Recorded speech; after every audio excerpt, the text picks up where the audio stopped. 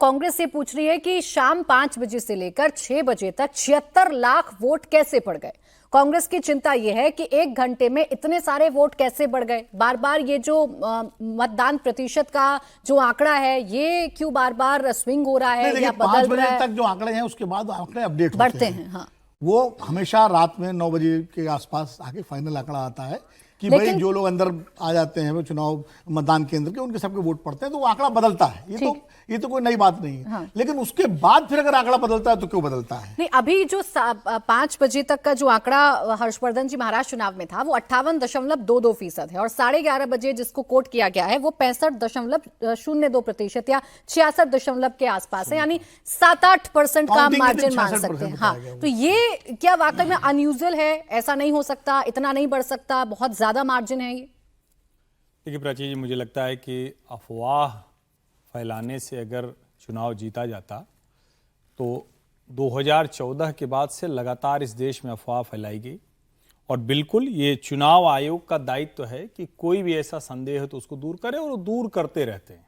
अब जैसे उदाहरण के लिए महाराष्ट्र के 2024 के चुनावों की बात हो रही है। 2024 में 5 बजे तक मत प्रतिशत था 58.22% और फाइनल वोटिंग परसेंटेज हुआ 66.05%।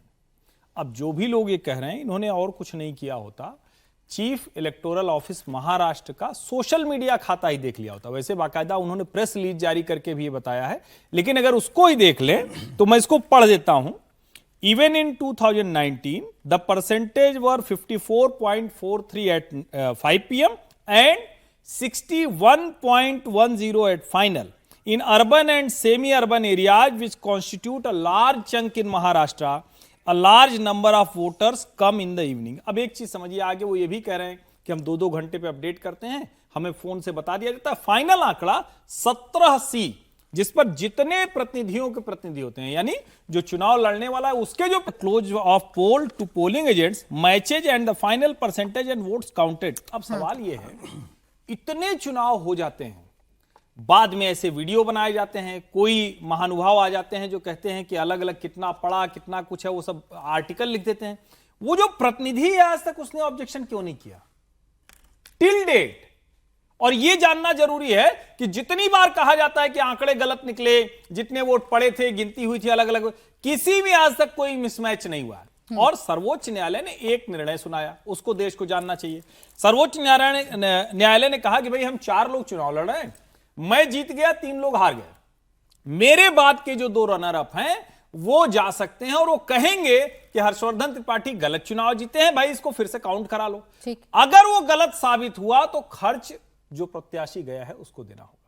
तो इतना तो पार्टियां कर सकती हैं ना। जब इनको लग रहा है पूरे देश में गड़बड़ रहा है तो झूठ बोलना, अफवाह फैलाना बंद करना चाहिए। आज की तारीख तक चुनाव आयोग की किसी प्रकार, और जहां तक टेक्निकल एरर की बात है वो मानते हैं, मशीन खराब होती है बदलते हैं, वीवीपैट खराब होता है बदलते हैं, रैंडम 5 जो कॉन्स्टिट्यूंसी होती है उसको चेक करते हैं। अब देखिए महाराष्ट्र एडीआर की उस रिपोर्ट का आज तक कोई क्लैरिफिकेशन नहीं दिया है जो चुनाव आयोग ने, कि जो वोट काउंट एंड वोट पोल का जो फर्क लोकसभा चुनाव में 79 सीट्स पे जो हुआ है, नहीं वो भी उनका अपना कैलकुलेशन है सर। नहीं, मैंने एडीआर का पढ़ा है, साइट से है उनका अपना कैलकुलेशन। जो आंकड़े हैं वो इलेक्शन कमीशन साइट के हैं, उसमें पोस्टल बैलेट उन्होंने नहीं शामिल किए थे, उस पर भी क्लैरिफिकेशन आया था। पोस्टल बैलेट जोड़ दे तो वही नंबर आते हैं जो नंबर उसमें वोट पोल हुए। उन्होंने सारा शामिल किया है।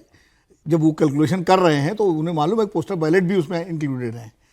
इसीलिए मैं कह रहा हूं कि उसका कोई उस पे कोई प्रेस नोट चुनाव आयोग का या किसी तरह का बयान नहीं आया। मैं कह रहा हूं अगर ऐसा होता आपको, भाई जो बात आप कह रहे हैं चुनाव आयोग मैं वही कह नहीं, मैं नहीं कह रहा हूं, मैं तो कुछ मैंने चुनाव आयोग से पढ़ के सुनाया, मैंने चुनाव आयोग से महाराष्ट्र से 19 वाला भी बताया, महाराष्ट्र से मैं कह रहा हूं कि अगर ये बात है, अगर ये है तो ये लोग सर्वोच्च न्यायालय क्यों नहीं गए? ये ऑप्शन तो खुला हुआ है। आप बताइए नहीं, इतनी गंभीर स्थिति है, इतना गंभीर मसला है और उस पर न्यायालय नहीं जा रहा। सिर्फ बयानबाजी होती है ना, ये तो सवाल है समीर जी। विपक्ष बड़े गंभीर आरोप लगाता है और वाकई में अगर पारदर्शिता नहीं बढ़ती जा रही है, और चुनाव आयोग पर तो पहले यकीन है नहीं, विपक्ष को पहले ही कह चुका है कि चुनाव आयोग पार्टी के तौर पर काम करता है, तो इस देश में बाकी ऑप्शन भी तो है ना विपक्ष के पास। आप वहां क्यों नहीं जाते, क्यों नहीं दरवाजा खटखटाते आप सर्वोच्च न्यायालय का, और क्यों अपनी शिकायत नहीं रखते? देखिए, विपक्ष के पास जितने भी उपलब्ध विकल्प थे, विपक्ष सारे उपलब्ध विकल्पों का इस्तेमाल कर चुका है। विपक्ष सुप्रीम कोर्ट इस मामले को लेकर जा चुका है बार बार, और सुप्रीम कोर्ट से बार बार विपक्ष को इस मामले में कोई बहुत बड़ी राहत नहीं मिली है। देखिए, अब कांग्रेस ने शिकायत की है महाराष्ट्र चुनाव को लेकर। जो कांग्रेस ने अभी महाराष्ट्र चुनाव को लेकर शिकायत की, वही शिकायत अशोक गहलोत ने एक बार गुजरात चुनाव को लेकर पिछले चुनाव में चुनाव आयोग से की थी, वोटिंग परसेंटेज को लेकर। मुझे लग रहा है कांग्रेस ने शिकायत की है, चुनाव आयोग ने तुरंत बुरा लिया है। लेकिन विपक्ष, खासतौर से कांग्रेस का और चुनाव आयोग के बीच अविश्वास की जो खाई, मतलब कांग्रेस के मन में चुनाव आयोग को लेकर जो अविश्वास की खाई इतनी गहरी बैठ गई है कि चुनाव आयोग किसी भी तरह का एक्सप्लेनेशन अगर दे देगा तो मुझे लग रहा है कि कांग्रेस उसे सहजता से स्वीकार नहीं करेगी और उससे संतुष्ट नहीं होने वाली है। जिस तरीके से कल कांग्रेस वर्किंग कमेटी की मीटिंग हुई, जिस तरीके से पूरे केंद्र में ईवीएम रहा, चुनाव सुधार की बात हुई रही और यह कहा गया कि पूरे देश के अंदर बैलेट से चुनाव कराने की बात करी जाएगी, ईवीएम से चुनाव न कराने के लिए जन आंदोलन किया जाएगा, हम इस चुनाव को नहीं मानते।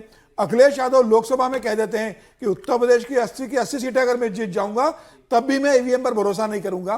तो जब अविश्वास इतना ज्यादा चुनाव आयोग के ऊपर है, ईवीएम की प्रणाली के ऊपर है, तो मुझे लग रहा है कोई भी शिकायत कीजिए, चुनाव आयोग कितना भी स्पष्टीकरण दे दे, विपक्ष इस बात को मानने को तैयार नहीं होगा कि इस देश के अंदर चुनाव निष्पक्ष और पारदर्शी अब देखिए, सार्वजनिक तौर पर समीर जी माने या ना माने, ईवीएम पर दोष पड़े या फिर वोटर लिस्ट का मसला उठाएं, चुनाव आयोग को क्लियर करना होगा, विपक्ष की शिकायत को सुनना होगा, ये तो 3 तारीख को तय हो जाएगा। लेकिन जब खुद का असेसमेंट कर रहे हैं, जब बैठकें हो रही हैं, तो उसमें ये जरूर पता लगा रहे हैं कि हमसे गलती क्या हुई। जो CWC की बैठक हुई है कांग्रेस की, उसमें कुछ इसी तरीके की बातें निकलकर सामने आई हैं कि हमने नेशनल मुद्दे उठाए, लोकल मुद्दे नहीं उठाए, नेशनल मुद्दे कौन से थे, लोकल मुद्दे कौन से थे, क्या कमी रह गई कांग्रेस ने, इन तमाम बातों पर चर्चा CWC की बैठक में हुई है।